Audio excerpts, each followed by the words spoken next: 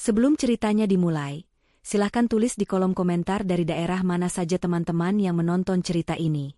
Jangan lupa like dan subscribe agar channel ini bisa semakin berkembang dan bisa mempersembahkan cerita yang lebih menarik lagi. Kebahagiaan bagi Nara memiliki aroma yang khas pagi ini. Wangi bunga melati dari taman merayap masuk melalui jendela yang sengaja ia buka lebar, berpadu dengan aroma teh hijau hangat yang uapnya menari-nari dari cangkir di tangannya. Ia berdiri di balkon, satu tangan memegang cangkir, tangan yang lain mengelus perutnya yang baru menunjukkan sedikit lengkungan. Di sanalah keajaiban itu bersemayam, sebuah kehidupan baru yang menjadi penyempurna dari semua yang telah ia bangun. Hidupnya terasa seperti sebuah mahakarya. Bisnis properti yang ia rintis dari nol kini menjadi salah satu yang paling disegani di negeri ini. Rumah mewah yang ia tinggali bukan sekadar bangunan, melainkan istana yang ia ciptakan dari keringat dan kerja kerasnya sendiri. Dan Bima, suaminya, adalah cinta yang melengkapi semua itu. Pria yang ia nikahi 3 tahun lalu itu selalu tampak memujanya, mendukung setiap langkahnya, dan kini akan menjadi ayah dari anak mereka. Hari ini adalah hari pertama mereka akan melihat keajaiban itu melalui layar ultrasonografi. Nara sengaja tidak memberitahu Bima. Ia ingin ini menjadi kejutan. Ia sudah membayangkan bagaimana raut wajah Bima yang biasanya tenang akan berubah menjadi haru saat mendengar detak jantung anak mereka untuk pertama kalinya. Sebuah rekaman video kecil di ponselnya sudah siap untuk mengabadikan momen itu. Perjalanan menuju rumah sakit terasa ringan. Lagu-lagu ceria yang diputar di radio seolah menjadi musik latar dari film bahagianya. Ia menyetir mobilnya sendiri, menikmati setiap detik dari antisipasi yang menyenangkan ini. Ia bahkan sudah menyiapkan sebuah kotak kecil berisi sepatu bayi mungil yang akan ia berikan pada Bima malam nanti, bersama dengan foto hasil USG pertama mereka. Senyum tak pernah lepas dari bibirnya. Ia merasa menjadi wanita paling beruntung di dunia. Setelah memarkirkan mobilnya, ia melangkah masuk ke lobi rumah sakit yang ramai. Aroma antiseptik yang tajam menyambutnya, namun Nara tidak terganggu. Baginya, hari ini aroma itu adalah aroma harapan.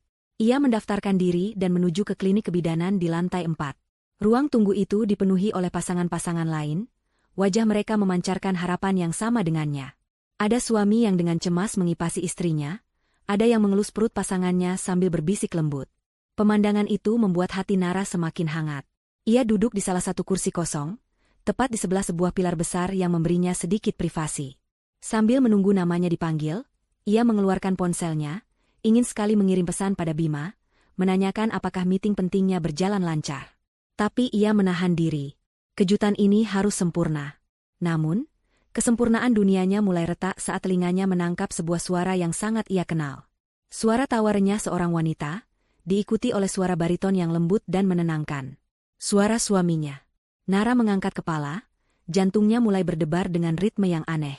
Ia menajamkan pandangannya ke arah deretan kursi di seberang ruangan. Di sana, di antara beberapa pasien lain, ia melihatnya. Bima.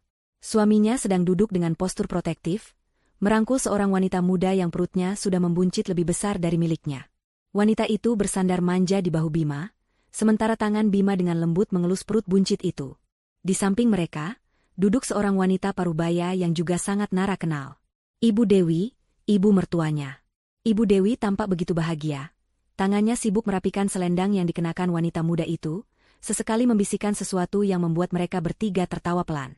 Mereka tampak seperti sebuah potret keluarga yang sempurna. Potret keluarga yang seharusnya adalah miliknya. Nara merasa udara di sekitarnya menipis. Napasnya tercekat di tenggorokan. Ini pasti salah lihat. Mungkin hanya orang yang mirip. Ia mencoba meyakinkan dirinya sendiri, namun matanya tidak bisa berbohong. Itu Bima, dengan kemeja biru langit yang ia setrika tadi pagi. Itu Ibu Dewi, dengan bros mutiara kesayangannya. Dunia Nara seakan berputar dalam gerak lambat. Suara-suara di sekelilingnya meredup, tergantikan oleh suara dengungan di telinganya. Ia bergeser sedikit, bersembunyi di balik pilar, tubuhnya gemetar hebat. Ia butuh kepastian, meski ia tahu kepastian itu akan menghancurkannya. Ia mempertajam pendengarannya, berusaha menangkap percakapan mereka di tengah riuh rendah ruang tunggu. Sabar ya sayang, sebentar lagi kok. Dokter bilang anak kita sehat sekali. Suara Bima terdengar begitu lembut, penuh kasih sayang. Sebuah nada suara yang dulu selalu Bima berikan padanya. Wanita muda itu, yang Nara perkirakan bernama Rani berdasarkan panggilan Bima, mengangguk manja. Aku cuma nggak sabar, Mas. Nggak sabar anak kita lahir dan kita bisa hidup tenang. Nggak perlu sembunyi-sembunyi lagi, jawab Rani. Lalu suara Ibu Dewi menyusul, terdengar lebih tajam dan penuh perhitungan. Tentu saja. Sebentar lagi semua kekayaan Nara akan jadi milik kita dan anak kita. Cucu laki-lakiku ini yang akan menjadi pewaris segalanya. Ibu Dewi mengelus perut Rani dengan tatapan serakah. Benar kan, Bima? Rencana kita harus berhasil. Wanita mandul itu tidak pantas mendapatkan apapun. Selama ini dia hanya beruntung saja. Mandul. Kata itu menghantam Nara seperti sebuah bogem mentah. Jadi selama ini, di belakang punggungnya, mereka menganggapnya mandul, padahal dokter sudah menyatakan mereka berdua sehat. Dan kini, saat ia akhirnya mengandung anak Bima, pria itu justru menghamili wanita lain dan bersekongkol untuk merebut hartanya. Harta yang ia bangun dengan darah dan air mata, jauh sebelum Bima masuk ke dalam hidupnya. Setiap kata yang mereka ucapkan adalah belati yang mengoyak hatinya tanpa ampun. Tawa mereka adalah racun yang membakar jiwanya. Harapan, cinta, dan masa depan yang ia bayangkan beberapa menit yang lalu kini hancur berkeping-keping, menjadi debu pahit di hadapannya. Tepat pada saat itu, ponsel di dalam genggamannya bergetar hebat. Sebuah notifikasi pesan masuk muncul di layar. Nama pengirimnya membuat sisa-sisa hatinya membeku. Bima. Pesan itu singkat, namun menjadi paku terakhir yang menancap di peti mati pernikahannya. Sayang, aku meeting penting, tidak bisa diganggu. Mungkin pulang telat. Love you. Cinta. Kebohongan termanis sekaligus paling memuakan yang pernah ia dengar. Nara menatap layar ponselnya, lalu beralih menatap 3 orang di seberang ruangan yang sedang tertawa bahagia merencanakan kehancurannya. Air mata tidak keluar. Rasa sakit yang begitu hebat telah melampaui kemampuannya untuk menangis. Yang ada hanyalah kekosongan yang dingin dan luas. Di tengah kekosongan itu, sebuah benih lain mulai tumbuh. Bukan lagi cinta, melainkan sebuah keputusan yang dingin, keras, dan tak tergoyahkan. Dunia yang mereka runtuhkan akan ia bangun kembali di atas puing-puing penyesalan mereka.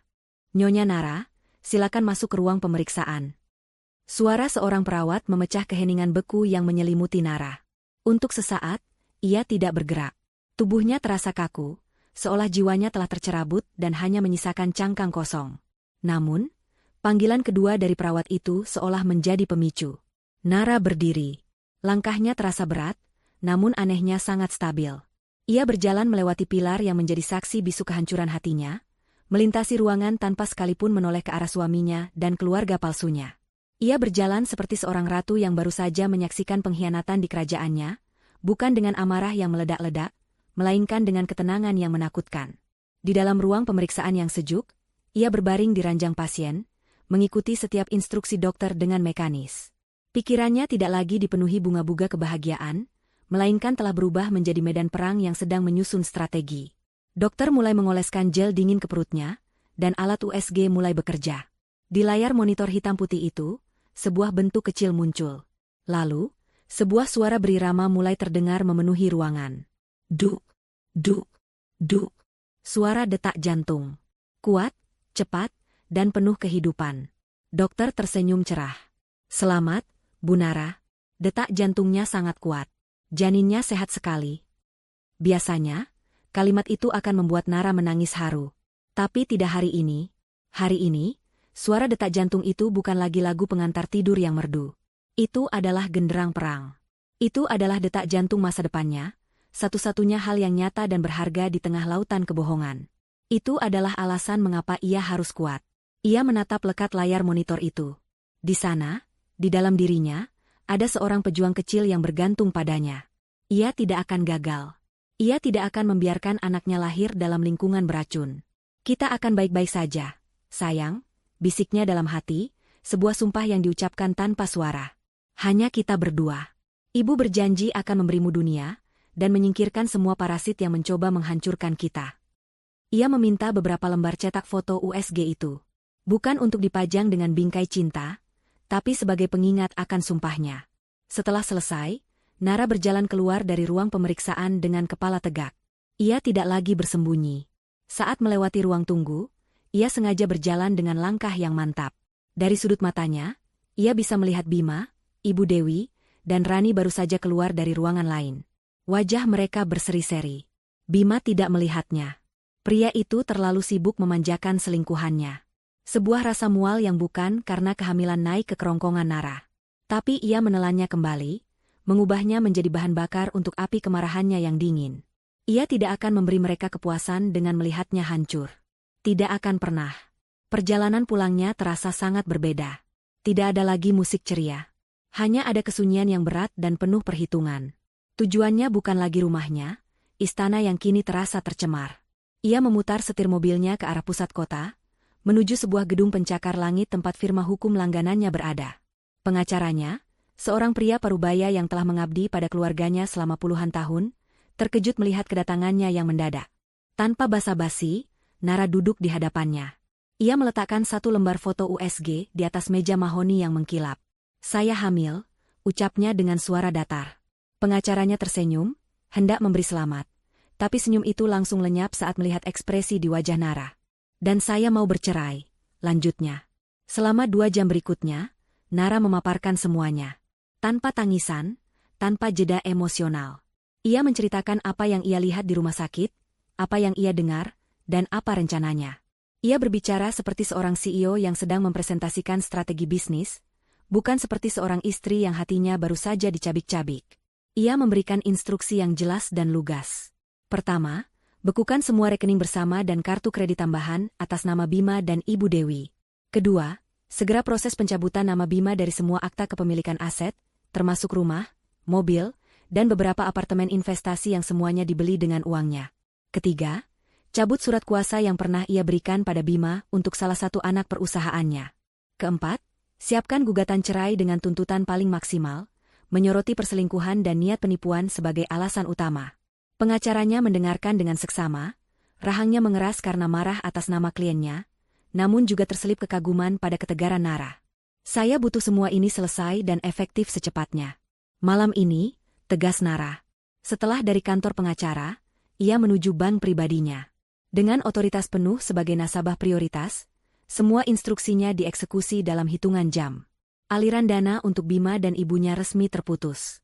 Kekuatan finansial yang selama ini menjadi penopang gaya hidup mewah mereka telah ia cabut hingga ke akarnya. Barulah setelah semuanya beres, ia pulang. Rumah itu terasa begitu besar dan kosong. Ia berjalan melewati foto-foto pernikahannya yang terpajang di dinding. Wajah Bima yang tersenyum bahagia di foto itu, kini terlihat seperti seringai iblis. Dengan tangan dingin, ia menurunkan semua foto itu satu persatu, tanpa memecahkannya. Ia hanya menumpuknya di sudut ruangan, seperti barang bekas yang akan segera dibuang. Ia kemudian menelepon kepala keamanan di kompleks perumahannya, memberikan instruksi singkat. Malam itu, ia tidak menyalakan banyak lampu. Ia hanya duduk di sofa tunggal di ruang tamu yang remang-remang, menunggu. Ia tidak merasa sedih. Ia tidak merasa marah. Ia hanya merasa kosong. Tapi ini adalah kekosongan yang produktif. Kekosongan yang memberinya ruang untuk merencanakan masa depan barunya.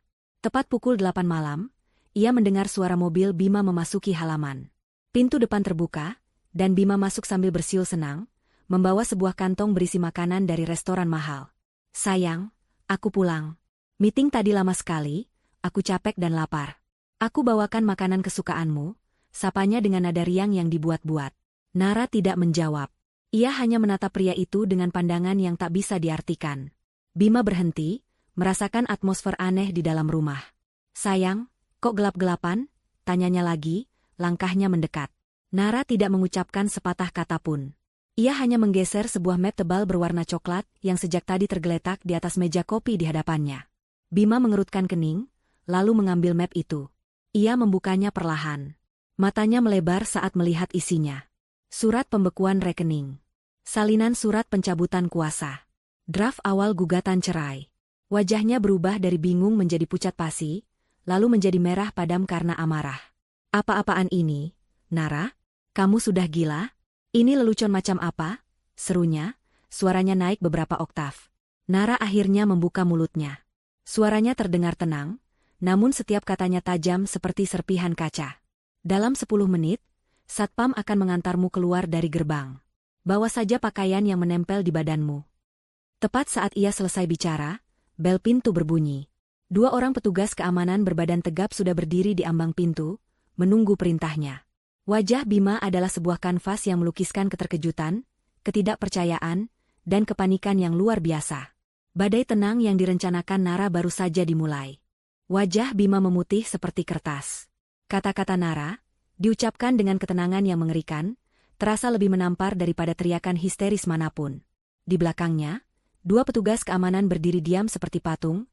Kehadiran mereka adalah penegas dari ultimatum yang baru saja dijatuhkan. Untuk sesaat, Bima hanya bisa ternganga. Otaknya berjuang untuk memproses kenyataan yang melesat lebih cepat dari kemampuannya berpikir. Ini rumahnya, ini istrinya. Bagaimana mungkin ia diusir seperti seorang pencuri? Amarah yang didorong oleh ego yang terluka akhirnya meledak. Kamu tidak bisa melakukan ini, Nara. Aku suamimu. Aku punya hak di sini, teriaknya, suaranya menggema di ruangan yang luas dan sunyi. Nara tidak bergeming. Matanya yang dulu selalu menatap Bima dengan penuh cinta kini tampak kosong dan dingin, seperti permukaan danau di musim salju. Hakmu sudah berakhir saat kamu membawa perempuan itu dan ibumu ke rumah sakit untuk merencanakan kehancuranku. Sekarang, keluar, jawab Nara, suaranya tetap datar. Bima mencoba melangkah maju, mungkin untuk memohon atau mungkin untuk mengintimidasi, tetapi satu gerakan tangan dari Nara membuat kedua petugas keamanan itu maju selangkah, membentuk barikade hidup di antara mereka. Bima terhenti. Ia menatap wajah-wajah keras para penjaga itu, lalu kembali ke wajah istrinya yang tak terbaca. Kepanikan mulai merayapinya, mengalahkan amarahnya. Nara, sayang, tolong. Ini pasti ada salah paham. Aku bisa jelaskan. Ia mencoba melunakkan suaranya, menggunakan taktik yang biasanya selalu berhasil meluluhkan Nara.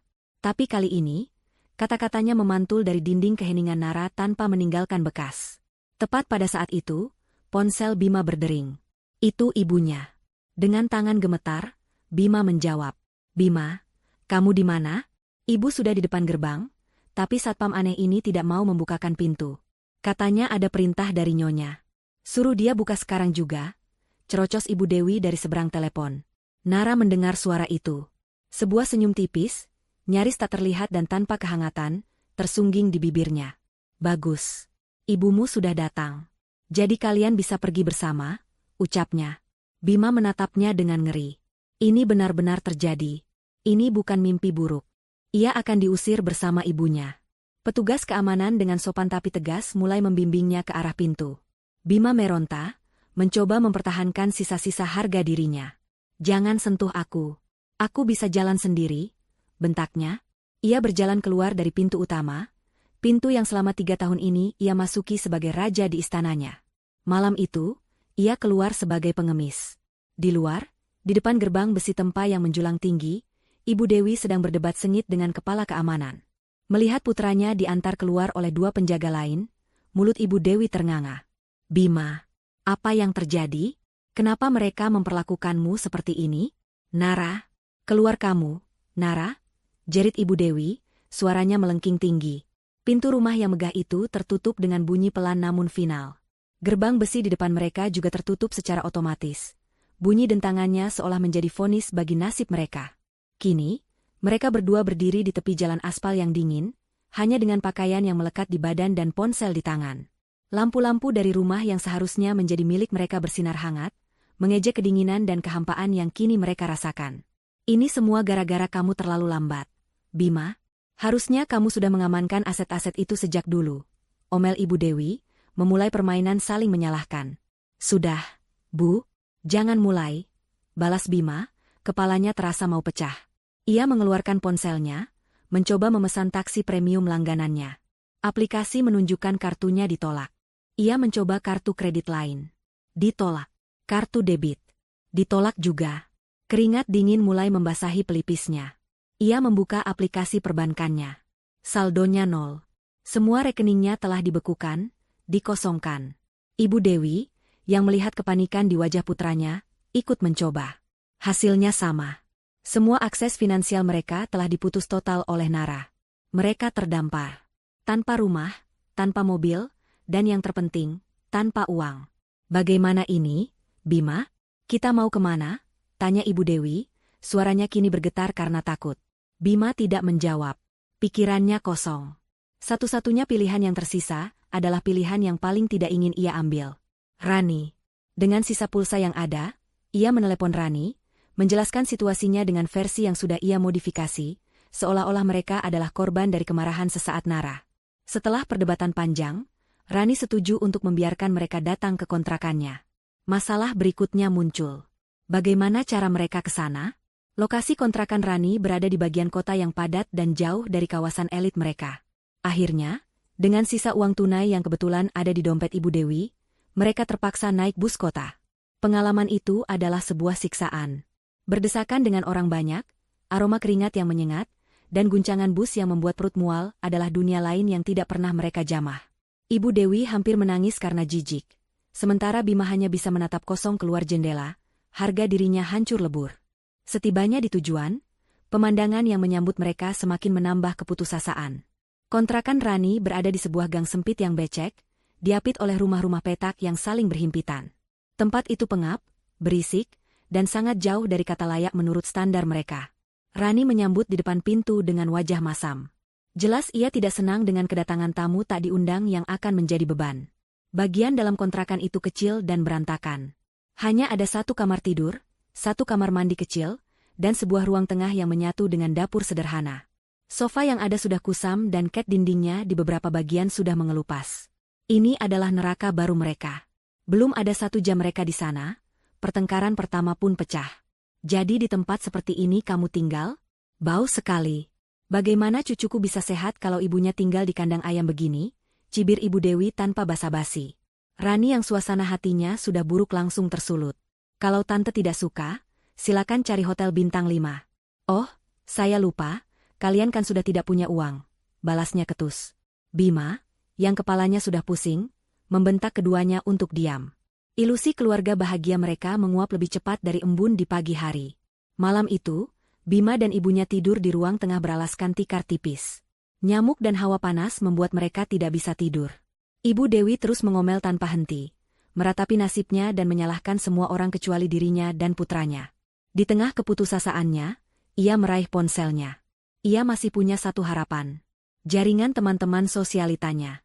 Ia yakin salah satu dari mereka pasti mau menolong. Ia menelepon sahabat terdekatnya, seorang istri pejabat. Halo, Jeng. Aduh, maaf mengganggu malam-malam. Bisa tolong aku sebentar? Ada sedikit masalah keluarga, aku dan Bima butuh tempat menginap untuk beberapa hari, katanya, mencoba terdengar sesantai mungkin. Jawaban dari seberang terdengar dingin dan penuh alasan. Waduh, maaf sekali, Dewi, kebetulan rumah sedang direnovasi. Penuh debu. Mungkin lain kali ya. Telepon ditutup. Ibu Dewi mencoba menelepon yang lain. Jawabannya serupa. Ada yang mengaku sedang di luar negeri, ada yang bilang mertuanya sedang datang, berbagai alasan palsu yang ia tahu persis adalah sebuah penolakan halus. Ia mulai panik. Kenapa semua orang menghindarinya? Akhirnya, ia menelepon teman arisannya yang paling suka bergosip. Kali ini, jawabannya lebih jujur dan lebih brutal. Dewi, kamu tidak tahu? Beritanya sudah menyebar dari sore tadi. Nara mengirimkan rilis resmi ke semua kolega bisnis dan lingkaran pertemanan dekatnya. Isinya tentang pemutusan hubungan profesional dan personal dengan Bima karena kasus penipuan internal perusahaan. Dia bahkan melampirkan beberapa bukti awal. Nama kamu juga disebut sebagai pihak yang terlibat. Maaf, Tante. Bukannya aku tidak mau menolong, tapi namamu dan Bima sudah hancur. Tidak ada yang mau berurusan dengan kalian lagi. Ibu Dewi terpaku. Ponselnya terlepas dari genggamannya dan jatuh ke lantai dengan bunyi gedebuk pelan. Habis. Semuanya sudah habis. Bukan hanya harta, tapi juga nama baik dan status sosial yang selama ini menjadi harga dirinya. Mereka bukan lagi siapa-siapa. Beberapa hari pertama di kontrakan sempit itu terasa seperti demam yang tak kunjung reda. Kejutan dan kepanikan perlahan memudar, digantikan oleh kenyataan pahit yang menggigit setiap saat. Kemiskinan adalah sebuah amplas kasar yang mengikis lapisan kepura-puraan mereka, menampakkan sifat asli yang tersembunyi di baliknya. Topeng cinta dan kekeluargaan yang selama ini mereka kenakan dengan bangga kini terkelupas, memperlihatkan wajah serakah, egois, dan penuh kebencian. Kehidupan mereka kini diatur oleh suara-suara sumbang. Suara kipas angin tua yang berderit, suara tetangga yang bertengkar, dan yang paling parah, suara pertengkaran mereka sendiri yang tak pernah berhenti. Pagi tidak lagi dimulai dengan secangkir kopi hangat di teras yang asri, melainkan dengan perdebatan sengit tentang siapa yang akan menggunakan kamar mandi terlebih dahulu. Sarapan mereka bukan lagi roti panggang dan jus jeruk, melainkan mie instan yang dimasak dengan air keran yang terkadang berbau kaporit. Bima, pria yang selama ini hidup nyaman di bawah bayang-bayang kesuksesan Nara, adalah yang paling merasakan kehancuran ini. Harga dirinya sebagai seorang laki-laki musnah tak bersisa. Ia dipaksa untuk melakukan sesuatu yang sudah lama tidak ia lakukan, mencari pekerjaan. Dengan sisa arogansinya, ia mencoba menghubungi beberapa kolega lama, berharap nama besarnya dulu masih memiliki kekuatan. Namun, yang ia dapatkan hanyalah penolakan. Beberapa menolaknya dengan halus, berkata tidak ada lowongan. Yang lain, yang lebih berani, menolaknya mentah-mentah. Maaf, Pak Bima. Perusahaan kami tidak bisa menerima seseorang dengan catatan penipuan seperti yang diberitakan, kata salah seorang manajer HRD di ujung telepon. Berita yang disebarkan oleh Nara ternyata jauh lebih efektif dari yang ia bayangkan. Namanya telah masuk daftar hitam di dunia bisnis. Setiap hari ia pulang ke kontrakan dengan wajah masam dan tangan hampa, kekalahannya menjadi pemandangan yang memuakan bagi Rani dan ibunya. Kefrustrasiannya seringkali ia lampiaskan dalam bentuk bentakan dan kemarahan tak beralasan, membuat suasana di rumah peta itu semakin panas. Rani, di sisi lain, menunjukkan warna aslinya yang selama ini tersembunyi di balik senyum manis dan sikap manjanya. Wanita yang dibayangkan Bima dan Ibu Dewi sebagai menantu penurut yang bisa dikendalikan ternyata adalah seorang materialis tulen. Kehamilannya ia jadikan senjata. Ia mengeluh tanpa henti. Punggungnya sakit, kakinya bengkak, ia mengidam makanan mahal yang mustahil mereka beli. Aku butuh susu hamil yang paling bagus. Mas, bukan yang saset murahan begini. Ini demi anakmu juga, rengeknya suatu hari. Vitamin dari dokter juga mahal. Kalau aku tidak minum, nanti anak kita kenapa-kenapa bagaimana? Tuntutnya lagi. Cinta yang dulu ia tunjukkan pada Bima kini menguap, tergantikan oleh kekecewaan dan tuntutan yang tiada akhir. Ia melihat Bima bukan lagi sebagai pangeran penyelamat, melainkan sebagai seorang pecundang yang telah gagal membawanya ke gerbang kemewahan. Tatapan matanya pada Bima kini penuh dengan cemoohan. Sementara itu, Ibu Dewi menjelma menjadi sumber racun di rumah itu. Kehilangan status sosialnya membuatnya menjadi wanita tua yang penuh dengan kepahitan. Setiap sudut kontrakan Rani menjadi sasaran kritiknya. Kebersihannya, makanannya, bahkan cara Rani bernapas pun terasa salah di matanya. Ia menghabiskan hari-harinya dengan duduk di pojok, mengomel tentang masa lalunya yang gemilang dan menyalahkan Rani atas nasib buruk yang menimpa mereka. Kalau saja kamu tidak muncul, Bima pasti masih bisa membujuk Nara. Kamu ini pembawa sial, tuduhnya pada Rani suatu sore, memicu pertengkaran hebat yang membuat piring melayang. Bagi Ibu Dewi, Rani adalah kambing hitam yang sempurna. Ia menolak untuk melihat kesalahan pada putranya sendiri, sang anak emas yang ia yakini berhak atas segala kemewahan di dunia. Ia terus-menerus mendesak Bima untuk melakukan sesuatu, untuk merebut kembali haknya, tanpa memberikan solusi apapun kecuali tuntutan kosong. Di tengah neraka kecil itu, uang menjadi dewa sekaligus iblis. Mereka hidup dari sisa-sisa uang yang berhasil Rani simpan, dan beberapa perhiasan imitasi milik Ibu Dewi yang laku dijual murah. Setiap rupiah menjadi sumber pertikaian. Bima menuduh Rani boros, Rani menuduh Ibu Dewi menyembunyikan uang, dan Ibu Dewi menuduh Bima tidak becus mencari nafkah. Cinta segitiga yang dulu mereka bangun di atas pondasi rencana jahat kini, berubah menjadi lingkaran setan kebencian. Mereka terikat satu sama lain bukan oleh kasih sayang, tetapi oleh keputusasaan dan nasib buruk yang sama. Bima, yang tertekan dari segala arah, diam-diam masih mencoba menghubungi Nara. Ia mengirimkan puluhan pesan dari nomor baru, berisi permohonan maaf, janji-janji palsu, bahkan ancaman terselubung. Namun, semua pesannya tidak pernah terkirim. Blokade yang dibangun Nara begitu rapat dan tak tertembus. Suatu sore yang gerah, saat Bima lagi-lagi pergi tanpa hasil untuk mencari kerja, Rani merasa muak dengan semua kekacauan itu. Ia mulai membersihkan tumpukan barang-barang milik Bima yang tergeletak di sudut ruangan. Bukan karena ia rajin, tapi karena ia merasa perlu melakukan sesuatu untuk mengalihkan pikirannya yang kalut. Saat memindahkan sebuah kardus tua berisi dokumen-dokumen lama, tangannya menyentuh sebuah buku bersampul kulit yang sudah usang. Itu adalah sebuah buku harian. Jurnal lama milik Bima. Didorong oleh rasa ingin tahu, Rani membukanya. Awalnya, isinya hanya tulisan-tulisan biasa tentang pekerjaan dan keluhan Bima sebelum bertemu Nara. Tapi saat ia terus membaca hingga ke halaman-halaman saat Bima mulai mendekati Nara, matanya terbelalak. Di sana, tertulis dengan jelas dan tanpa malu-malu, seluruh rencana busuk itu. Bima dan ibunya telah menargetkan Nara sejak awal. Mereka memetakan kekayaannya, mempelajari kelemahannya, dan merancang strategi untuk masuk ke dalam hidupnya. Nara adalah target yang sempurna. Kaya, pekerja keras, dan tampak haus akan cinta sejati. Ibu benar, dia akan mudah ditaklukkan, tulis Bima di salah satu entry. Rani merasa mual, tapi ia terus membaca. Ia menemukan bagian saat namanya mulai muncul. Bima menulis bagaimana Rani adalah selingan yang menyenangkan dan alat yang berguna untuk membuat Nara cemburu jika diperlukan. Lalu, ia sampai pada bagian yang paling mengerikan. Sebuah entry yang ditulis beberapa bulan sebelum ia hamil. Rencanaku berjalan sempurna. Setelah semua aset Nara berhasil dialihkan atas namaku, aku akan menceraikannya dengan alasan dia tidak bisa memberikan keturunan. Rani, dia juga akan kusingkirkan. Dia gadis desa yang mudah dibodohi dengan janji pernikahan. Aku butuh pendamping yang lebih berkelas untuk status baruku nanti. Mungkin putri seorang pejabat atau pengusaha besar lainnya. Jantung Rani seolah berhenti berdetak. Jadi, selama ini ia juga hanya sebuah alat? Sebuah pion yang akan dibuang setelah tidak lagi berguna? Semua kata-kata manis Bima, semua janji-janjinya, ternyata adalah kebohongan yang lebih besar dari yang pernah ia bayangkan. Ia telah diperalat sama seperti Nara. Bedanya, Nara cerdas dan cukup kuat untuk melawan. Kemarahan yang dingin dan tajam menjalari seluruh tubuhnya. Ia bukan korban. Ia tidak akan pernah menjadi korban. Ia menutup buku harian itu dengan pelan, tangannya tidak lagi gemetar. Matanya menatap kosong ke dinding yang kusam, namun pikirannya kini bekerja dengan sangat jernih. Bima dan Ibu Dewi telah membuat kesalahan besar dengan meremehkannya. Jika mereka bisa bermain kotor, maka ia bisa bermain lebih kotor lagi. Sementara kehidupan Bima, Ibu Dewi, dan Rani terperosok ke dalam kubangan keputusasaan, Nara justru sedang membangun kembali dunianya dengan presisi seorang arsitek ulung.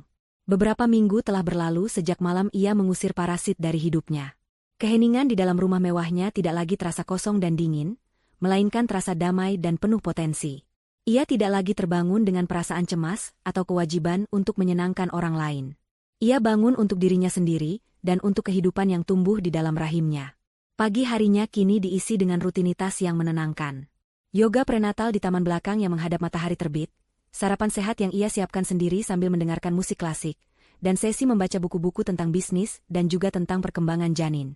Ia menemukan sebuah keseimbangan baru, sebuah harmoni antara perannya sebagai calon ibu dan sebagai seorang pemimpin bisnis yang tangguh. Kehadiran Bima dan Ibu Dewi yang dulu terasa seperti polusi udara yang konstan, kini telah lenyap, membuat atmosfer di sekelilingnya menjadi jernih dan segar. Di ruang rapat perusahaannya, transformasi Nara terasa paling nyata. Dulu, Bima sering duduk di sampingnya dalam rapat-rapat penting, meski kontribusinya lebih sering berupa kritik tak berdasar atau ide-ide konservatif yang menahan laju perusahaan. Tanpa kehadirannya, Nara merasa terlahir kembali. Ia memimpin rapat dengan energi dan visi yang menular. Hari itu, ia sedang mempresentasikan sebuah proyek baru yang ambisius, sebuah kawasan hunian terpadu berkonsep ramah lingkungan yang ia namai Proyek Fajar. Proyek itu adalah mimpinya sejak lama, sebuah ide yang selalu ditertawakan oleh Bima sebagai terlalu idealis dan tidak akan laku. Kini, di hadapan dewan direksi dan investor, Nara memaparkan rencananya dengan data yang akurat, visualisasi yang memukau, dan gairah yang tak terbantahkan. Ia tidak hanya menjual properti, ia menjual sebuah gaya hidup, sebuah masa depan. Fajar melambangkan sebuah permulaan yang baru. Katanya di akhir presentasi, matanya bersinar penuh keyakinan. Dan inilah permulaan baru bagi perusahaan kita, sebuah langkah menuju masa depan yang lebih berkelanjutan dan menguntungkan. Ruangan itu hening sejenak, sebelum akhirnya meledak dalam tepuk tangan yang meriah. Para investor yang dulu ragu kini berebut untuk menanamkan modal. Nara telah membuktikan bahwa ia bukan hanya jantung dari perusahaannya, ia adalah otaknya, jiwanya, dan kekuatannya. Bima bukan penopangnya, melainkan belenggu yang selama ini menahannya. Namun, di balik citranya sebagai CEO yang dingin dan penuh perhitungan, ada sisi lain Nara yang hanya muncul saat ia sendirian. Sore itu, ia menghabiskan waktu di salah satu ruangan di lantai atas yang sedang ia sulap menjadi kamar untuk calon bayinya. Ruangan itu dibanjiri cahaya matahari, dengan dinding yang dicat warna krem yang menenangkan. Tidak ada perabotan mewah yang berlebihan. Sebaliknya, ia memilih setiap barang dengan penuh cinta. Sebuah boks bayi dari kayu ek yang kokoh, lemari kecil yang ia rakit sendiri, dan sebuah kursi goyang yang nyaman di sudut ruangan, tempat ia membayangkan akan menghabiskan malam-malamnya menimang sang buah hati. Ia memegang sebuah baju bayi mungil di tangannya, kainnya begitu lembut. Perasaan hangat menjalari hatinya, sebuah cinta murni yang begitu kuat hingga mampu menghapus sisa-sisa kepahitan dari pengkhianatan yang ia alami. Anaknya adalah bukti bahwa dari kehancuran yang paling parah sekalipun, kehidupan baru yang indah bisa tumbuh. Meski begitu, Nara bukanlah wanita naif yang hanya fokus pada masa depannya tanpa menoleh ke belakang. Ia tahu betul bahwa ular yang telah ia usir masih bisa menggigit. Karena itulah, ia menyewa seorang penyelidik swasta terbaik untuk terus memantau pergerakan Bima, Ibu Dewi, dan Rani. Setiap beberapa hari, ia menerima laporan singkat melalui email.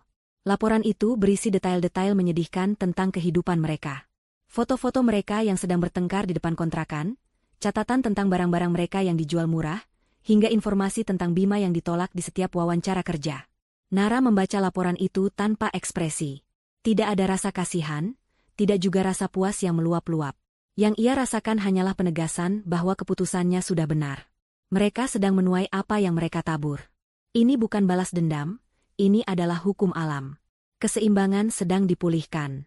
Suatu sore, pengacaranya dan penyelidik swasta yang ia sewa datang menemuinya di ruang kerja pribadinya. Wajah mereka tampak serius. Sang penyelidik meletakkan sebuah map tebal berwarna biru di atas mejanya. "Nyonya Nara, kami menemukan sesuatu yang sangat signifikan mengenai wanita bernama Rani," ujar penyelidik itu. Nara membuka map tersebut. Di dalamnya, terdapat setumpuk dokumen yang rapi. Bukan lagi sekadar gosip atau rumor, melainkan bukti-bukti konkret. Laporan polisi dari dua kota berbeda, dibuat oleh dua pria berbeda beberapa tahun yang lalu. Modusnya sama. Rani menjalin hubungan, mengaku hamil, lalu meminta sejumlah besar uang untuk menggugurkan kandungan atau untuk biaya hidup, sebelum akhirnya menghilang. Ada juga beberapa kesaksian tertulis dari teman-teman lama Rani yang mengaku bahwa wanita itu memang seorang penipu ulung yang selalu mengincar pria-pria kaya yang kesepian. Rani adalah seorang predator profesional. Ini lebih dari cukup untuk menghancurkan kredibilitasnya di pengadilan nanti, kata pengacaranya, matanya berbinar. Jika kita rilis informasi ini sekarang, simpati publik sekecil apapun yang mungkin mereka dapatkan akan langsung musnah. Sang penyelidik menambahkan, kami juga punya cara untuk mendapatkan sampel DNA janin secara diam-diam jika Nyonya mau. Misalnya dari tes darah rutinnya di puskesmas. Sedikit berisiko, tapi bisa dilakukan. Ini akan menjadi pukulan mematikan bagi mereka. Nara mendengarkan semua itu dengan tenang. Ia menatap lembaran-lembaran bukti di hadapannya, bukti yang bisa mengakhiri permainan ini sekarang juga. Ia bisa saja menyebarkan aib Rani, membuat hidup wanita itu hancur lebur saat itu juga. Tapi ia tidak melakukannya. Ia perlahan menutup map itu. Sebuah ketenangan yang dalam terpancar dari wajahnya, ketenangan seorang pemain catur yang sudah melihat 5 langkah ke depan. Belum, ucapnya pelan, namun tegas. Pengacaranya dan sang penyelidik saling berpandangan, bingung. Belum saatnya, lanjut Nara, matanya menatap tajam ke depan. Mereka saat ini sedang berada di dasar. Jika kita serang sekarang, mereka tidak akan merasakan sakitnya jatuh. Mereka hanya akan merasakan sakitnya ditendang saat sudah terbaring. Itu tidak cukup. Ia berhenti sejenak, membiarkan kata-katanya meresap. Biarkan mereka. Biarkan mereka berjuang, biarkan mereka menemukan secercah harapan palsu. Biarkan mereka mencoba memanjat keluar dari lubang yang mereka gali sendiri. Karena semakin tinggi harapan mereka, akan semakin sakit dan semakin dalam jatuhnya. Nara mengambil map biru itu dan memasukkannya ke dalam laci mejanya yang terkunci. Kita tidak akan menggunakan ini sebagai pedang untuk menyerang. Kita akan menggunakannya sebagai batu nisan di akhir pertarungan, saat mereka sudah benar-benar kalah dan tidak punya apa-apa lagi untuk diperjuangkan. Pengacara dan penyelidiknya hanya bisa terdiam, terpana oleh strategi Nara yang begitu dingin dan sabar. Mereka sadar, wanita di hadapan mereka ini tidak sedang bermain untuk sekadar menang. Ia bermain untuk pemusnahan total. Kehidupan di kontrakan peta itu telah mencapai titik terendahnya. Uang hasil menjual barang-barang rongsokan sudah habis.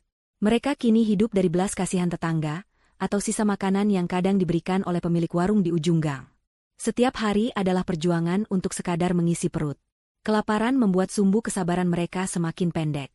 Pertengkaran menjadi menu sehari-hari, dipicu oleh hal-hal sepele. Bima semakin kurus dan tampak jauh lebih tua, matanya cekung dan tatapannya kosong. Rani menjadi semakin pemarah, kehamilannya yang semakin besar membuatnya tidak nyaman dan mudah tersinggung. Sementara Ibu Dewi lebih banyak menghabiskan waktu dengan meratap dan mengutuk nasib. Di tengah keputusasaan yang pekat itulah, sebuah ide licik muncul dari benak Ibu Dewi. Ide yang lahir dari pengalamannya selama puluhan tahun hidup dalam kepura-puraan di kalangan atas. Publik, katanya pada suatu malam, saat mereka bertiga hanya makan nasi dengan garam. Senjata kita satu-satunya yang tersisa adalah simpati publik. Orang-orang suka sekali dengan cerita korban, cerita orang miskin yang ditindas oleh orang kaya. Bima dan Rani menatapnya tanpa minat, terlalu lelah untuk berharap. Tapi Ibu Dewi melanjutkan dengan semangat yang dibuat-buat. Kita harus menceritakan versi kita. Bima, kamu adalah suami yang setia, yang dicampakkan begitu saja oleh istri yang kejam dan gila kerja. Aku, seorang ibu tua yang malang, diusir dari rumah anakku sendiri. Kita akan membuat Nara tampak seperti monster berhati dingin di mata semua orang. Ide itu, meski terdengar gila, perlahan menumbuhkan kembali secercah harapan di hati Bima. Mungkin ibunya benar. Jika mereka bisa membuat Nara tertekan oleh opini publik, mungkin wanita itu akan luluh dan memberikan mereka setidaknya pesangon. Dengan sisa tenaga dan uang yang mereka kumpulkan dari menjual ponsel butut milik Rani, mereka berhasil menemukan seorang wartawan dari sebuah portal berita online kecil yang reputasinya tidak terlalu bagus. Mereka bertemu di sebuah warung kopi kumuh. Di sana, Bima dan Ibu Dewi melancarkan akting terbaik dalam hidup mereka. Bima menceritakan kisah fiktifnya dengan mata berkaca-kaca, melukiskan dirinya sebagai suami yang selalu mendukung karir Nara namun, akhirnya dibuang setelah Nara merasa tidak lagi membutuhkannya. Ibu Dewi menambahkan bumbu drama dengan isak tangisnya, menceritakan bagaimana ia sebagai mertua tidak pernah dihargai, dan akhirnya diusir di usia senjanya. Mereka dengan cerdik tidak menyebutkan keberadaan Rani sama sekali, membuatnya seolah-olah tidak pernah ada. Sang wartawan, yang melihat potensi cerita sensasional yang bisa menaikkan jumlah pembaca situsnya, dengan antusias mencatat setiap kebohongan mereka. 2 hari kemudian, artikel itu terbit. Judulnya dibuat sedramatis mungkin, di balik pintu istana mewah, kisah pilu seorang suami setia yang diusir istri miliarder. Artikel itu ditulis dengan gaya yang sangat provokatif, penuh dengan kutipan-kutipan menyedihkan dari Bima dan Ibu Dewi. Foto yang dipasang adalah foto lama Bima yang tampak berwibawa, disandingkan dengan foto Nara yang diambil candid saat menghadiri acara bisnis, membuatnya tampak angkuh dan dingin. Seperti yang diharapkan, artikel itu berhasil memancing reaksi. Dalam beberapa jam, artikel itu mulai dibagikan di berbagai platform media sosial.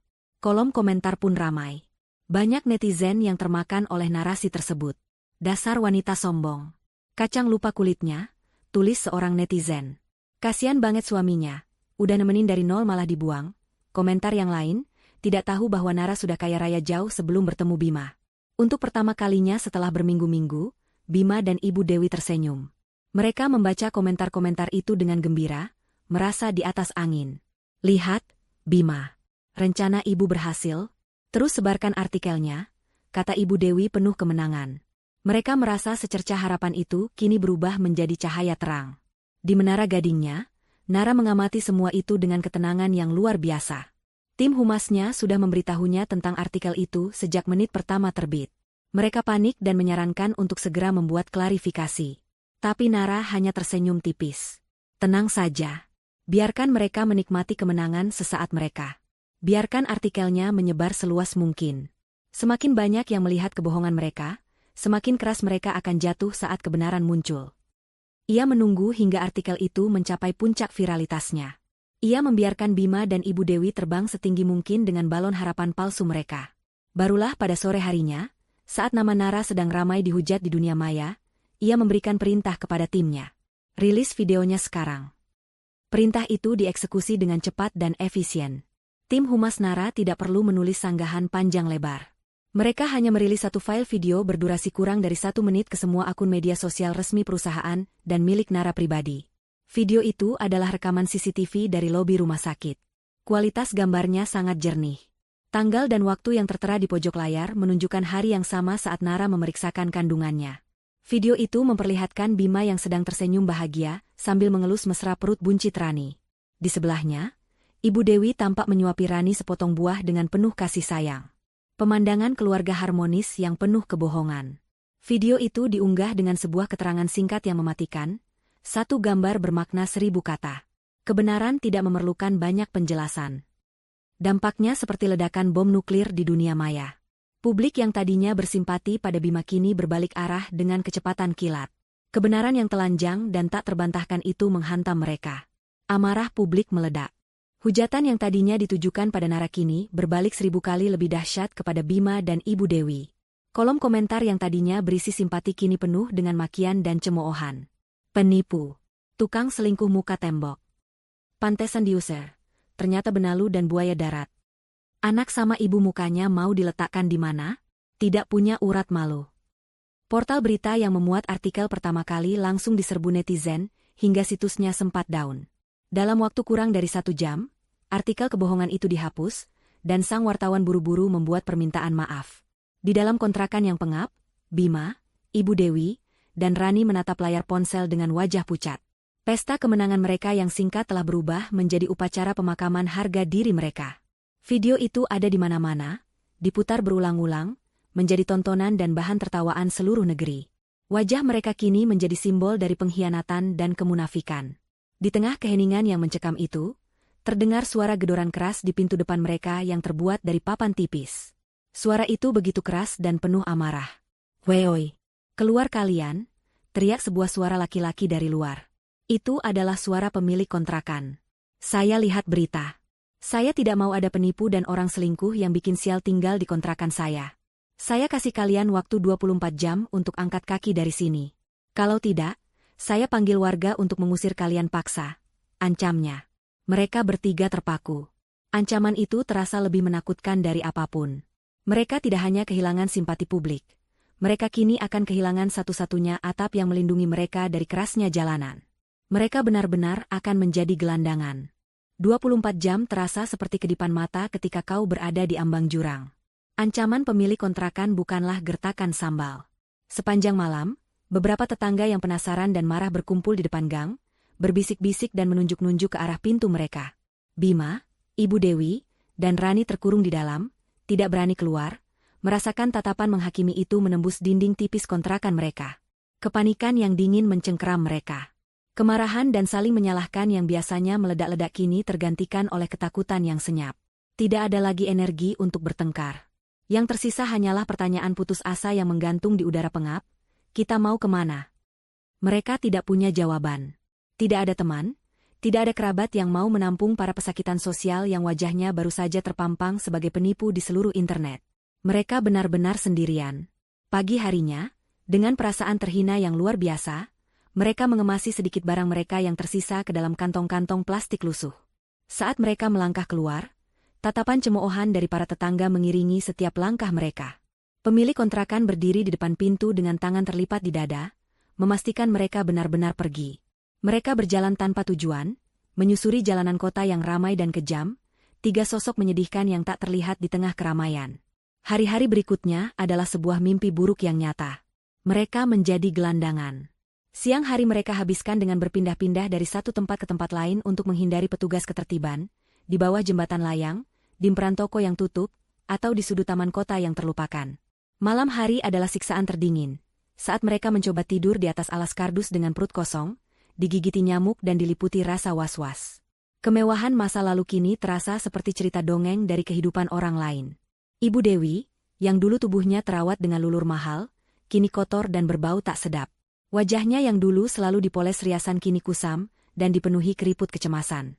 Ia lebih banyak diam, tatapannya kosong, seolah jiwanya telah tercerabut. Bima, sang mantan, pangeran, kini tak lebih dari seorang gembel. Janggut dan kumisnya tumbuh tak terawat, pakaiannya kumal, dan sorot matanya yang dulu angkuh kini penuh dengan kekalahan.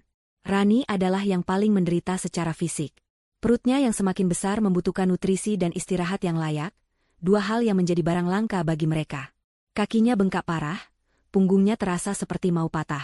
Ia sering menangis diam-diam di malam hari, bukan lagi karena meratapi kemewahan yang hilang, tetapi karena rasa sakit fisik dan ketakutan akan nasib anak yang dikandungnya.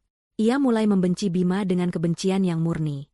Pria di sampingnya ini bukan hanya seorang pembohong, ia adalah perusak kehidupannya. Cinta? Kata itu terasa seperti lelucon yang pahit. Di tengah penderitaan itu, sifat dasar manusia untuk bertahan hidup mengambil alih. Mereka mulai melakukan hal-hal yang tidak pernah mereka bayangkan sebelumnya. Bima mencoba mengamen dengan suara pas-pasan, namun lebih sering diusir daripada diberi uang. Ibu Dewi mencoba meminta-minta, menggunakan usia tuanya untuk menarik belas kasihan, namun penghinaannya jauh lebih besar daripada hasil yang ia dapatkan. Suatu sore, saat Rani merasakan kram perut yang hebat, kepanikan melanda mereka. Mereka tahu Rani butuh diperiksa, butuh pertolongan medis. Dengan sisa-sisa uang receh yang mereka kumpulkan, mereka membawanya ke sebuah puskesmas kecil. Di sana, Seorang bidan yang galak memeriksa Rani dan mengatakan bahwa kondisi janinnya lemah karena sang ibu kurang gizi dan terlalu banyak stres. Bidan itu memberinya beberapa vitamin murah dan menyuruhnya untuk lebih banyak istirahat dan makan makanan bergizi. Perkataan itu terasa seperti sebuah ejekan. Bagaimana mereka bisa melakukannya? Stres adalah udara yang mereka hirup setiap detik, dan makanan bergizi adalah kemewahan yang tak terjangkau. Di tengah keputusasaan itulah, Bima yang sudah buntu pikirannya, membentak Rani dengan frustrasi saat mereka kembali ke kolong jembatan. Semua ini gara-gara kamu lemah. Kamu dan anak itu satu-satunya harapan kita. Kalau sampai kenapa-kenapa, habislah kita. Bentaknya, melampiaskan semua kegagalannya pada Rani. Rani, yang tubuhnya sakit dan hatinya sudah penuh dengan kebencian, tidak lagi bisa menahan diri. Ledakan yang selama ini ia pendam akhirnya meletus. Harapanmu, bukan harapanku. Pekiknya, suaranya serak karena emosi. Aku muak dengan semua ini. Aku muak dengan kemiskinan ini. Aku muak melihat wajah pecundangmu setiap hari. Bima dan Ibu Dewi terkejut mendengar luapan amarah Rani yang begitu hebat. Jaga mulutmu, Rani. Kamu pikir kamu siapa? Sergah Ibu Dewi. Rani tertawa, tawa yang terdengar histeris dan menakutkan. Aku adalah orang bodoh yang percaya pada janji-janji busuk anakmu. Kamu pikir aku benar-benar mencintaimu, Mas? Katanya, menatap Bima dengan tatapan menghina. Aku hanya mencintai uangmu, atau lebih tepatnya, uang istrimu. Dan anak ini, ia menepuk perutnya dengan kasar, anak ini seharusnya menjadi jaminan kita untuk hidup mewah, bukan menjadi beban di tempat sampah seperti ini. Kata-kata Rani menghantam Bima dan Ibu Dewi seperti sambaran petir. Jaminan? Apa maksudmu jaminan? Tanya Bima, suaranya bergetar. Ada sesuatu dalam nada bicara dan tatapan mata Rani yang terasa sangat salah, sangat asing. Itu bukan tatapan seorang kekasih yang kecewa, melainkan tatapan seorang rekan konspirasi yang merasa dikhianati. Rani menyeringai, sebuah seringai pahit yang penuh dengan kebencian. Pikir saja sendiri, otak udang. Desisnya, sebelum akhirnya membuang muka dan menangis dalam diam. Bima dan Ibu Dewi saling berpandangan. Keraguan yang mengerikan mulai merayap ke dalam benak mereka. Selama ini mereka mengira Rani tulus mencintai Bima, bahwa bayi itu adalah buah cinta mereka yang akan menjadi kunci untuk merebut harta. Tapi kata, jaminan, yang diucapkan Rani menyiratkan sesuatu yang lebih dingin, lebih penuh perhitungan. Mereka mulai merasa bahwa mereka tidak benar-benar mengenal wanita yang tidur di samping mereka setiap malam. Mereka merasa, entah bagaimana, mereka juga sedang dipermainkan dalam sebuah permainan yang tidak mereka pahami sepenuhnya. Keretakan di antara mereka kini telah berubah menjadi jurang yang menganga. Beberapa minggu kemudian, surat panggilan untuk sidang putusan cerai akhirnya sampai ke tangan Bima. Bukan melalui pos, melainkan diantarkan langsung oleh seorang kurir ke alamat penampungan tunawisma, tempat mereka akhirnya mendapatkan tempat berlindung sementara. Surat itu terasa seperti tiket menuju babak final penghakiman mereka. Meskipun tahu peluang mereka hampir nol, secercah harapan irasional masih tersisa di hati Bima dan Ibu Dewi. Harapan bahwa hakim mungkin akan berbelas kasihan dan memberikan mereka sedikit harta gonogini sebagai bekal untuk memulai hidup baru. Dengan pakaian paling layak yang mereka miliki, hasil sumbangan dari panti, mereka bertiga datang ke gedung pengadilan yang megah.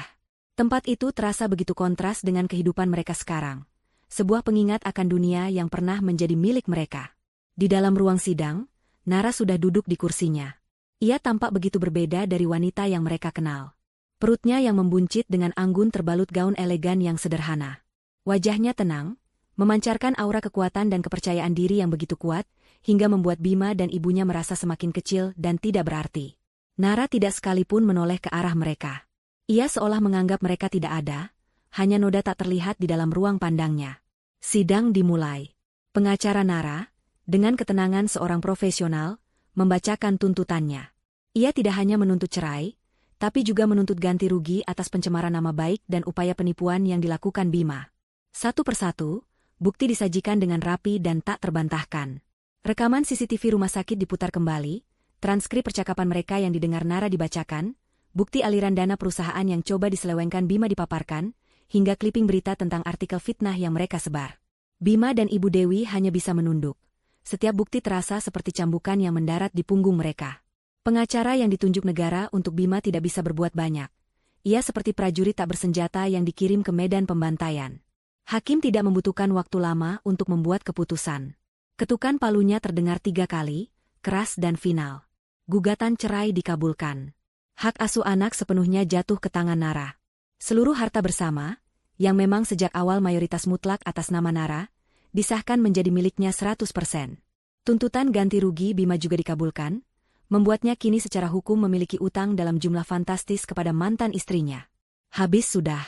Harapan terakhir mereka musnah menjadi debu. Bima dan Ibu Dewi terduduk lemas di kursi mereka. Rani, yang duduk di belakang mereka, hanya mendesah pasrah.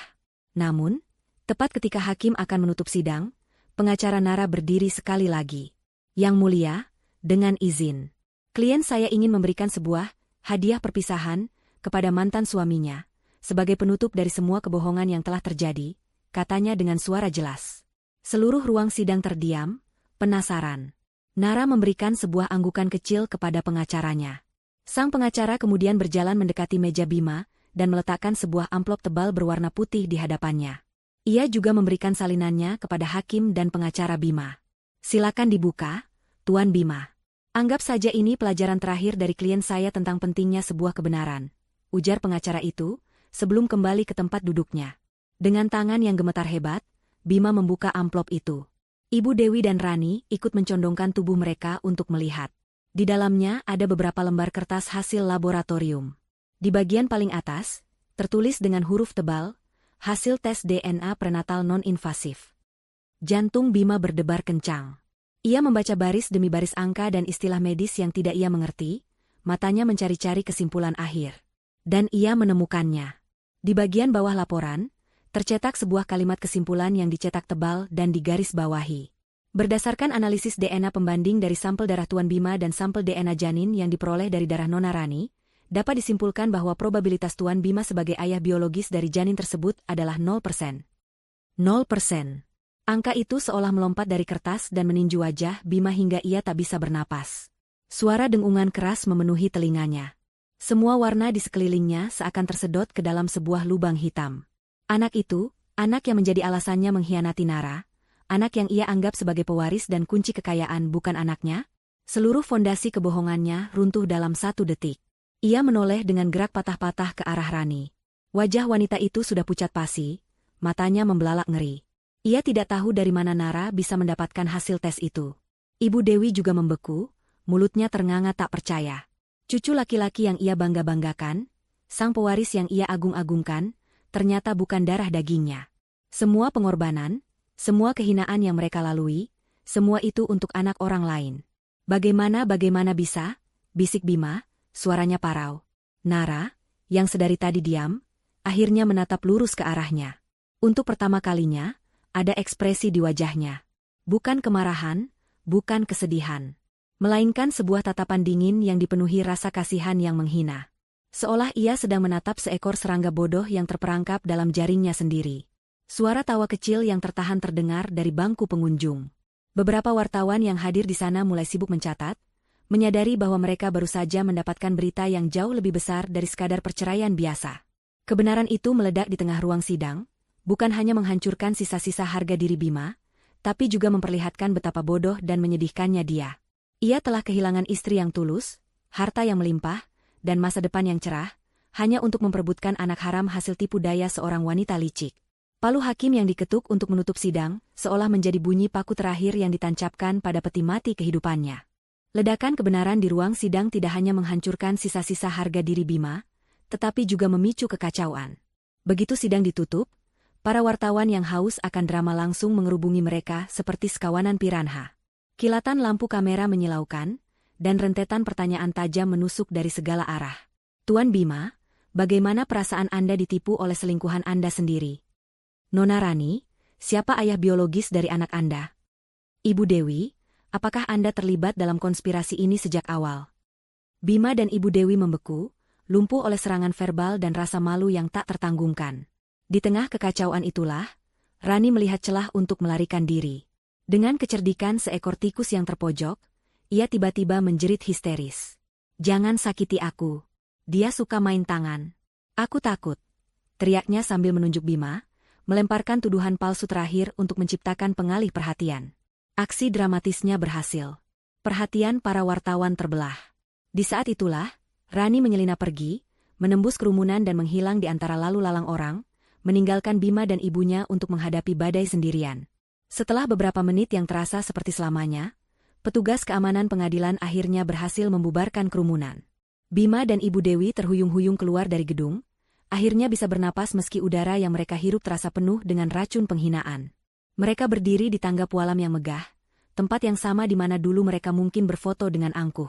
Kini, mereka berdiri di sana sebagai pesakitan yang kalah telak. Keheningan di antara mereka terasa lebih berat daripada pertengkaran manapun.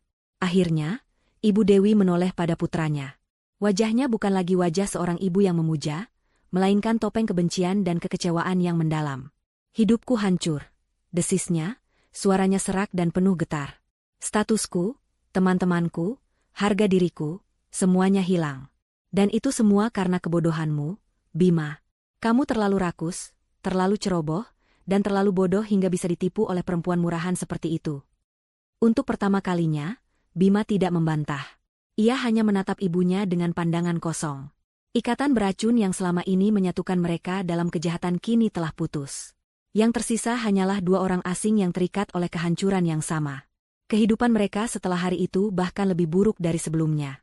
Berita tentang hasil tes DNA menjadi viral, membuat kisah mereka menjadi lelucon nasional. Mereka menjadi paria. Bahkan komunitas tunawisma pun menjaga jarak dari mereka. Panti sosial yang tadinya menampung mereka dengan sopan meminta mereka pergi, dengan alasan menghindari perhatian media yang tidak diinginkan. Mereka kembali ke jalanan, namun kali ini dengan beban rasa malu yang 10 kali lipat lebih berat. Orang-orang mengenali mereka. Dimanapun mereka berada, selalu ada yang menunjuk, berbisik, atau bahkan terang-terangan mengejek mereka. Itu dia si suami benalu. Lihat, mertua serakah. Setiap kata adalah garam yang ditaburkan di atas luka mereka yang menganga. Mereka kelaparan. Mereka kedinginan. Mereka sakit. Tapi yang paling parah, mereka putus asa. Harapan telah sepenuhnya padam dari jiwa mereka. Setelah berhari-hari hidup dalam penderitaan absolut, terbaring di lorong stasiun yang bau pesing, sebuah pikiran gila dan terakhir muncul di benak Bima. Satu-satunya nama yang tersisa di alam semesta mereka. Nara. Bukan untuk meminta kembali cinta atau hartanya. Bukan. Ini adalah permohonan paling dasar dari seorang makhluk hidup. Permohonan untuk sekadar bertahan hidup. Kita harus menemuinya, bisik Bima pada ibunya yang sedang menggigil. Kita harus memohon padanya. Mungkin dia mau memberi kita sedikit belas kasihan. Ibu Dewi tidak menjawab, tapi ia juga tidak menolak. Tidak ada lagi harga diri yang tersisa untuk dipertahankan. Mereka memulai perjalanan mereka menuju menara kantor baru Nara, sebuah gedung pencakar langit yang berkilauan di jantung distrik bisnis. Perjalanan itu mereka tempuh dengan berjalan kaki, menyusuri trotoar yang panas selama berjam-jam. Setiap langkah terasa begitu berat, sebuah ziarah penebusan dosa yang menyakitkan. Tentu saja mereka tidak bisa masuk. Lobi gedung itu dijaga oleh keamanan yang sigap, yang langsung mengenali wajah mereka dan mengusir mereka dengan tegas. Jadi, mereka menunggu. Di luar, di bawah terik matahari yang menyengat, mereka duduk di trotoar seperti dua pengemis, menjadi tontonan aneh bagi para karyawan yang lalu lalang dengan pakaian rapi. Mereka menunggu sepanjang hari, diabaikan dan dipandang rendah. Menjelang sore, langit yang tadinya cerah berubah menjadi kelabu. Awan hitam berkumpul, dan tak lama kemudian, hujan turun dengan derasnya. Hujan yang dingin dan tanpa ampun, membasahi pakaian mereka yang sudah compang-camping hingga ke kulit. Mereka menggigil kedinginan, tubuh renta Ibu Dewi bergetar hebat. Namun, mereka tidak beranjak. Mereka terus menunggu, basah kuyup dan putus asa. Dan akhirnya, saat senja mulai turun, sebuah mobil hitam mewah berhenti tepat di depan lobi. Seorang supir bergegas keluar, membuka payung besar dan membukakan pintu belakang. Dari dalam mobil, melangkahlah Nara. Ia tampak seperti seorang dewi yang turun dari kahyangan. Terlindungi dari hujan oleh payung besar, perutnya yang membuncit terbalut mantel kasmir yang elegan, wajahnya bersinar sehat dan tenang. Pemandangan itu, kontras yang begitu tajam dengan kondisi mereka yang basah dan kotor, akhirnya mematahkan sisa kewarasan Bima dan Ibu Dewi. Mereka tidak lagi berpikir. Didorong oleh insting bertahan hidup yang paling primitif, mereka bangkit dan terhuyung-huyung maju. Mereka menerobos barikade tak terlihat dari rasa malu dan harga diri. Tepat di hadapan Nara, di atas trotoar yang basah dan dingin, mereka menjatuhkan diri. Bukan hanya berlutut, mereka bersujud. Dahi mereka menyentuh aspal basah, tangan mereka terulur mencoba meraih ujung sepatu Nara. Nara, Ampuni kami, Nara, isak Bima, suaranya parau dan pecah. Air hujan bercampur dengan air mata di wajahnya. Kami salah. Kami mengaku salah. Kami binatang, kami tidak tahu terima kasih. Tolong, Nara, demi Tuhan. Kami mohon belas kasihanmu. Ibu Dewi ikut meratap, kata-katanya tidak jelas, hanya suara tangisan pilu dari seorang wanita tua yang telah kehilangan segalanya. Kasihani kami, Nak, beri kami makan. Kami rela jadi anjingmu, Nara. Kami rela jadi keset di depan pintumu. Apa saja, asalkan kami bisa makan. Permohonan mereka begitu menyedihkan, begitu hina, hingga beberapa orang yang lewat pun berhenti untuk menonton drama tragis itu. Nara berdiri diam di bawah payungnya, menatap turun ke arah dua sosok yang bersujud di kakinya. Wajahnya tidak menunjukkan kemarahan. Tidak ada kebencian. Tidak ada kepuasan. Yang ada hanyalah sebuah kekosongan. Sebuah ketidakpedulian yang dingin dan absolut. Seolah-olah ia sedang melihat dua gundukan sampah yang kebetulan menghalangi jalannya. Setelah hening beberapa detik yang terasa abadi, Nara melakukan sebuah gerakan. Ia tidak berbicara.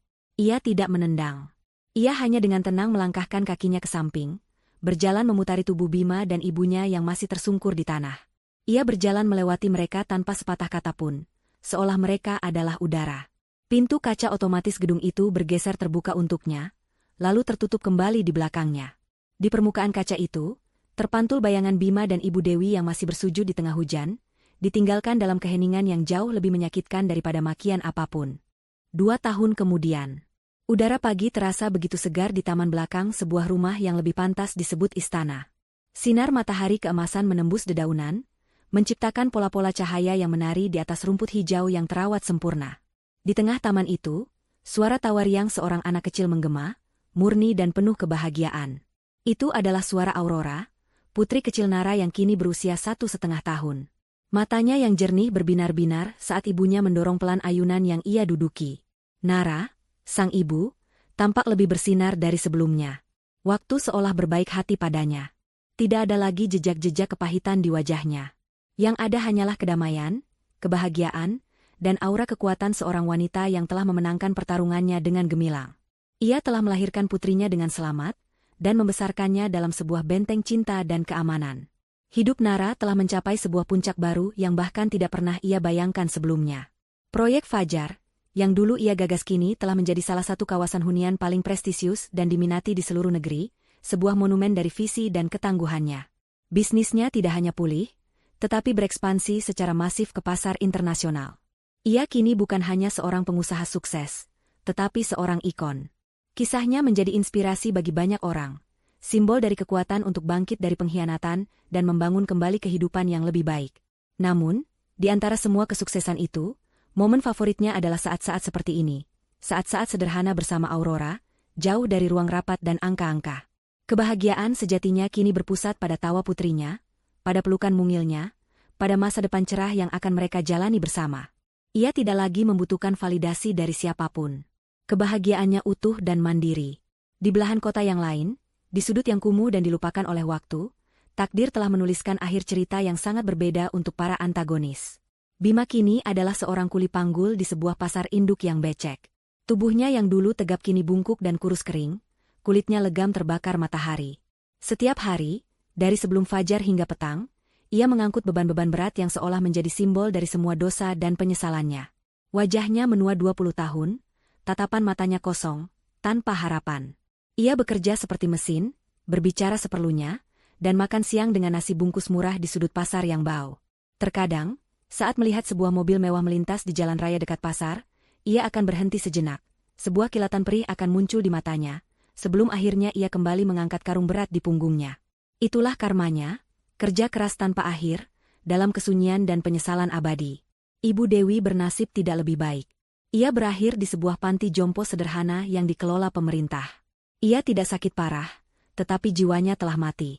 Ia menghabiskan hari-harinya dengan duduk di kursi goyang di beranda, menatap kosong ke jalanan. Ia tidak lagi mengomel atau marah. Energinya telah habis terkuras oleh kepahitan.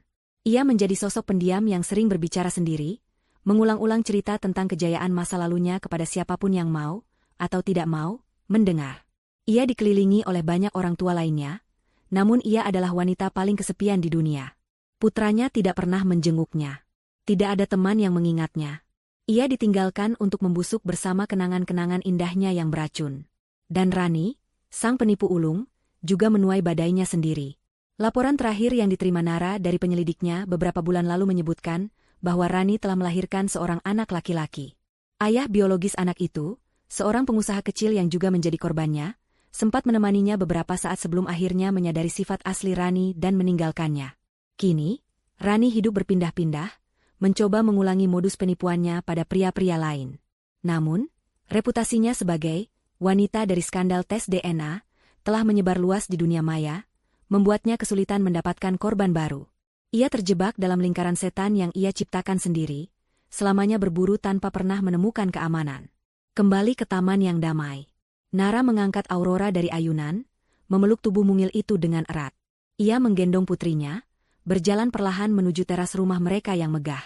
Dari sana, pemandangan kota terhampar di kejauhan. Di suatu tempat di luar sana, di tengah hiruk-pikuk kota itu, orang-orang dari masa lalunya sedang menjalani hukuman mereka masing-masing. Nara menatap ke kejauhan itu sejenak, bukan dengan benci, bukan dengan dendam, bahkan bukan dengan rasa kasihan.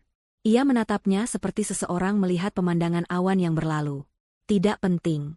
Tidak relevan. Perhatiannya dengan cepat kembali pada sosok malaikat kecil di dalam pelukannya.